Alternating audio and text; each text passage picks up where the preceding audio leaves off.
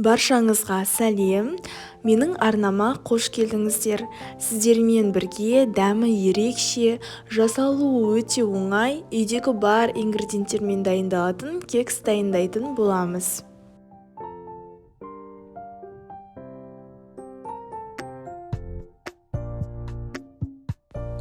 Өте нәзік, жұмсақ болып піседі. Міндетті түрде дайындап көруге сіздерге кеңес беремін.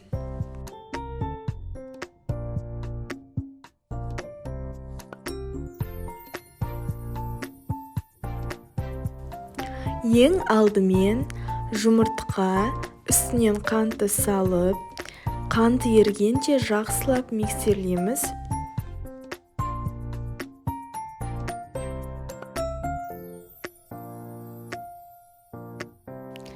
Дайын болған массаға қаймақты салып араластырамыз.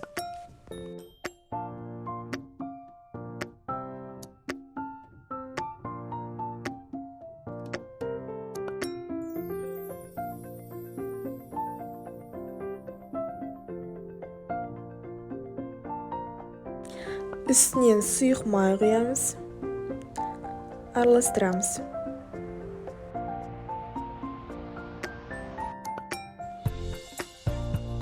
Он, разрыхитель, какао шүйін бірге араластырып, аз-аздан салып миксерлейміз.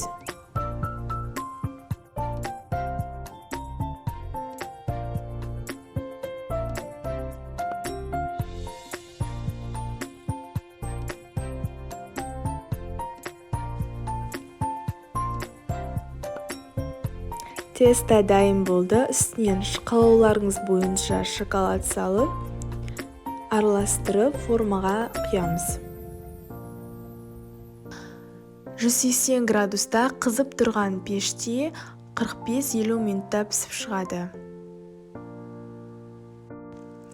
Кекс дайын болды. Осындай спашка арқылы піспен піспегенін тексерсеңіздер болады. Осылай құрғақ болуы қажет. Бетін қалауларыңызша әсемдесеңіздер болады.